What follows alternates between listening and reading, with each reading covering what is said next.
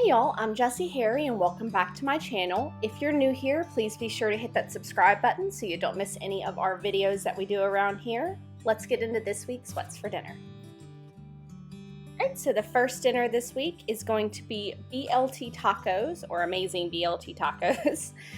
So we've got some Mexican style shredded cheese, a lime, some flour tortillas, some lettuce, sour cream, garlic, olive oil, bacon, some dill weed, avocados, nice and soft, tomatoes, and some chives.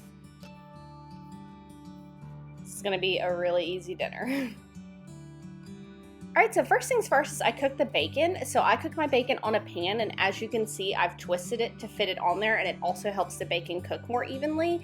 If you have not tried this, try it. It's a tip that I got from J. Morrell Stewart from our large family table. She has a YouTube channel. You should follow her if you don't. She's really great.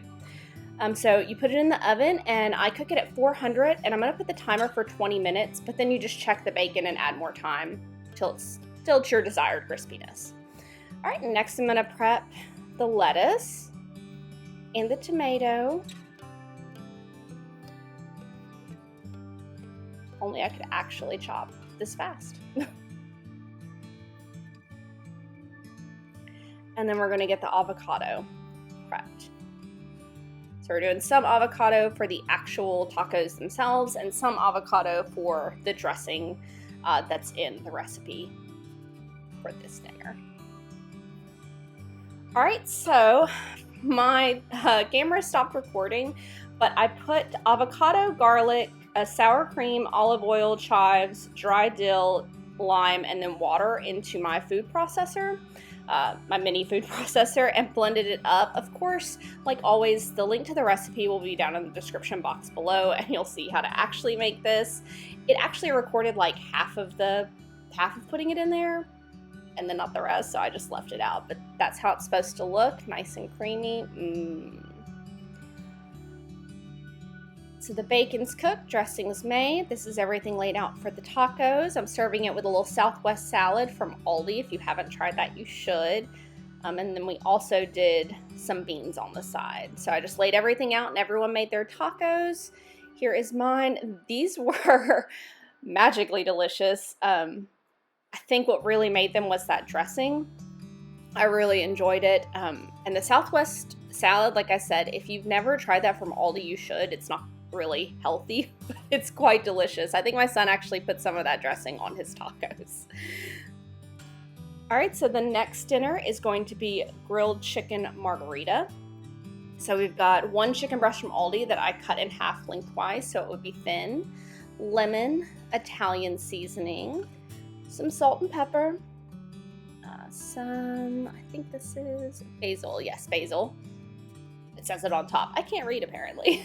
Garlic, pesto from Aldi, grape tomatoes, olive oil, and slices of mozzarella. I just got the regular sandwich slices. You can be fancy and do the fancy kind if you'd like. But anyways, we put the chicken in a bowl and we put in garlic, and then the Italian seasoning, and then salt and pepper and the olive oil. I made a mistake by doing it all on one side and then trying to mix it up in just a minute. So I don't show this, but after I mix it up, I add a little bit more because really all the seasoning was concentrated on the side that you see. So don't do that. I recommend you sprinkling, turning, sprinkling, and turning. So just FYI for you. But here I am mixing it all up, and as you can see, one side is kind of more seasoned than the other. So that's why I did that. So now we take the grape tomatoes, and I'm adding in basil. I didn't measure it. I just added in what my heart felt was good. I love basil. Squeezed in the lemon.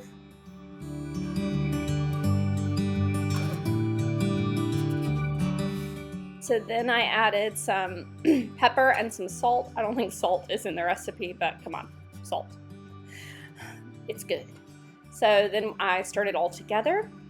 Once that was stirred, I just sat it in the fridge so it would marinate until dinner was completely done. Alright, so I didn't grill these. I just put some oil in a pan and put it on medium-high and let it get hot, and then I just put the chicken breast in there. You can grill it if you want to. Follow the directions in the recipe that I have linked below. It was just easier to do it this way instead of firing up the grill. I'm sure it would be great on the grill, but I basically just cooked it on each side until it was nice and brown and until the chicken was cooked through to 165 degrees. So once that was done, I pulled it off so it wouldn't cook any longer but stay warm in the pan, and put the mozzarella slices on top so they would melt, as you can see here. Then I just sliced it up. It was very tender to have cooked in the pan. Of course, the trick is to only cook it to 165 degrees. So I served this with some Parmesan noodles and some air-fried air-fried zucchini that I put this Sister's salsa seasoning on. It was really yummy. All right, so here's the finished product. You put pesto on top of the chicken and then top it with the tomatoes. This was really good also. I feel like I say that about most of my recipes, but I love tomatoes and I love basil. This whole flavor combination was really fresh and really great for this warm weather that we're having. So the next recipe is Korean spicy pork bowls.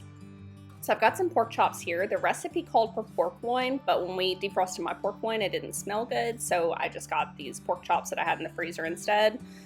Just make the quick change and keep on trucking. Then we got some green onions, some shredded apple, some shredded pear, and some shredded onion, some garlic, soy sauce, Korean hot sauce, I'm not going to try and pronounce that and butcher it, some sesame oil, sugar, black pepper, and ginger.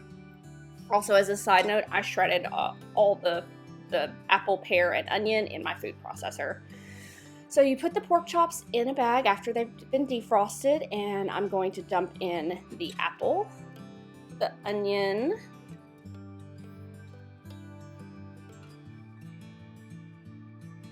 the pear,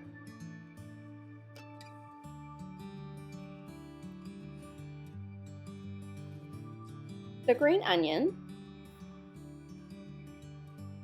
we got some garlic, which of course I'm sure the recipe calls for a specific amount. I dumped in 2 spoonfuls, that's how we roll around here. Some ginger, sesame oil, sugar, soy sauce,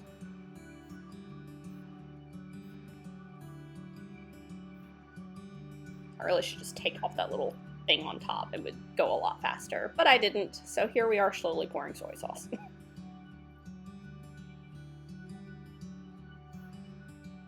Some of the Korean hot sauce.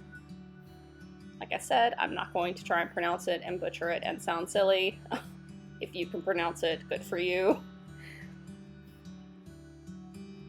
All right, and then I just sealed up the bag, got the air out, and then we're going to do a little shaky shake, mashy mash, get all those flavors all over the pork chops. And then you're gonna set it in the refrigerator, and I let it marinate overnight and all day until it was time to cook. So I heated this pan up to about medium-high. I didn't use any oil because you're gonna dump the pork chops in with the marinade. You don't take them out, you put the whole thing in there. So there's no need for oil because there's already oil in the bag. So I just separated them all off, got them situated in the pan so they'd cook evenly, and then I just let them cook. I didn't set any timers. I just let them cook until I would check the bottom occasionally, make sure that it was cooking properly, and I always use a meat thermometer. So if you don't have a meat thermometer, you should buy one. It makes cooking so much easier and your meat less dry. So once the bottoms were decently cooked, I just flipped them over so the other side could cook.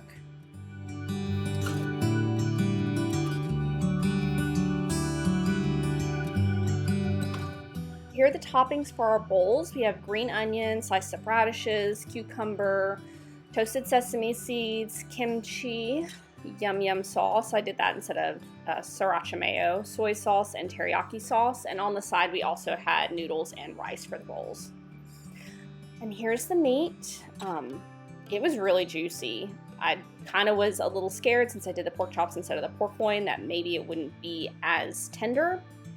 It was, so if you need to use pork chops instead of pork loin, it's great. All right, so here's the bowls. It's got rice on the bottom, then rice noodles, then the meat, then the toppings.